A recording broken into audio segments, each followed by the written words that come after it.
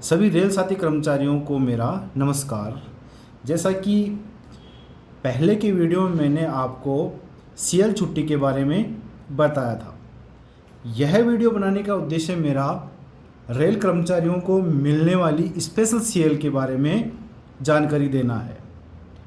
विशेष आकस्मिक छुट्टी, जिसे स्पेशल कैजुअल लीव भी कहते हैं, यह छुट्टी अलग अलग अवसरों पे और अलग अलग दिन के हिसाब से कर्मचारी को मिलती है। जैसे खेल कूद प्रतियोगिता में भाग लेने वाले कर्मचारियों को, अगर प्रतियोगिता साधारण प्रतियोगिता है, तो उसमें रेल कर्मचारी को लगभग 30 दिन की, अधिकतम 30 दिन की छुट्टी मिलती है और वो छुट्टी रविवार और कर्मचारी की स्वयं की जो छुट्टियां हैं उसके अलावा मिलती हैं। और अगर प्रतियोगिता अंतर्राष्ट्रीय स्तर की है तो छुट्टी जो मिलती है वह अधिकतम 90 दिन की मिलती है। दूसरी छुट्टी आती है पर्वतारोहण या ट्रैकिंग अभियान में भाग लेने के लिए कर्मचारी को मिलती है, और यह स्पेशल सीएल कर्मचारी को भारतीय पर्वतारोहण संस्थान द्वारा आयोजित अभियान में भाग लेने के लिए ही मिलेगी, और इसके लिए अधिकतम 30 दिन की छुट्टी मिलती है। मतलब कि एक कैलेंडर वर्ष में कर्मचारी को 30 दिन की छुट्टी मिलेगी।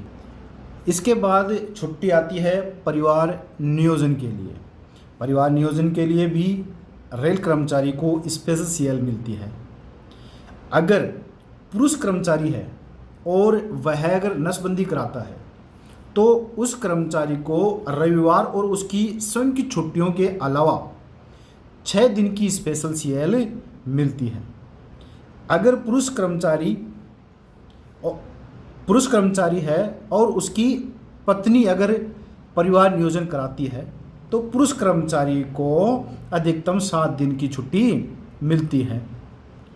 और ऐसे ही अगर महिला कर्मचारी है और महिला कर्मचारी अगर स्वयं परिवार नियोजन या नसबंदी कराती है तो उस महिला कर्मचारी को रविवार और स्वयं की छुट्टियों के अलावा 14 दिन की छुट्टी मिलती है।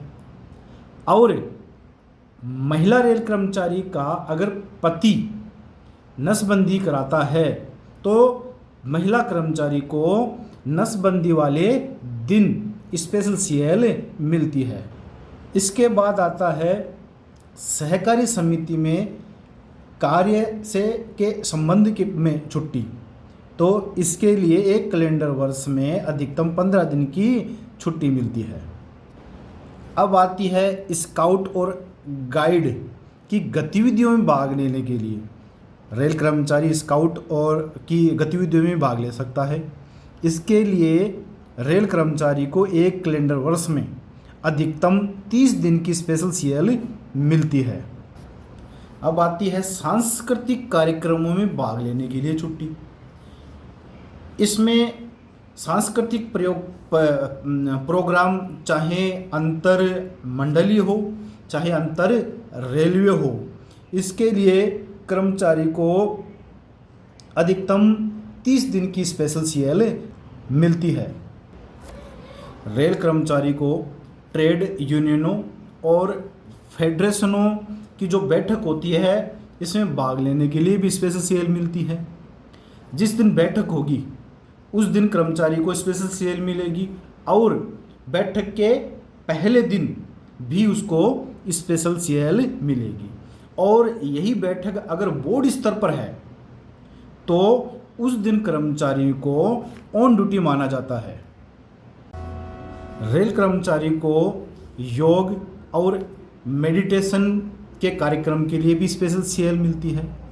और यह स्पेशल सीएल जब कर्मचारी किसी योग या मेडिटेशन के लिए जाता है तो उसके यात्रा सहित 4 दिन की अवधि सहित अधिकतम 9 दिन की उसको स्पेशल सीएल मिलती है और इसके लिए कर्मचारी को एक स्पेशल पास भी मिलता है।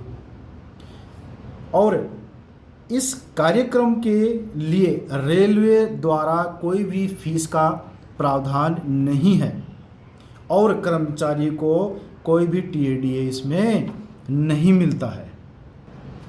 इस छुट्टी के लिए प्रशासन द्वारा सुविधा अनुसार कर्मचारी को स्पेयर किया जाएगा। आगे आती है छुट्टी अंग दान के लिए। अगर कोई कर्मचारी है और वो अंगदान करना चाहे तो उसके लिए कर्मचारी को स्पेशल सीएल मिलती है और वो मिलती है 42 दिन की। लेकिन इसके लिए डॉक्टर की सिफारिश और यह छुट्टी अस्पताल में भर्ती होने से स्टार्ट होती है और इस छुट्टी को एक बार में ही लिया जाएगा और कुल 42 दिन की छुट्टी मिलती है। और भी कई तरह के स्पेशल सीएल मिलती है रेल कर्मचारी को, जैसे गणतंत्र दिवस की जो परेड होती है उसमें भाग लेने के लिए, और जैसे अपन स्वैच्छिक जो रक्तदान देता है उसके लिए भी मिलती है।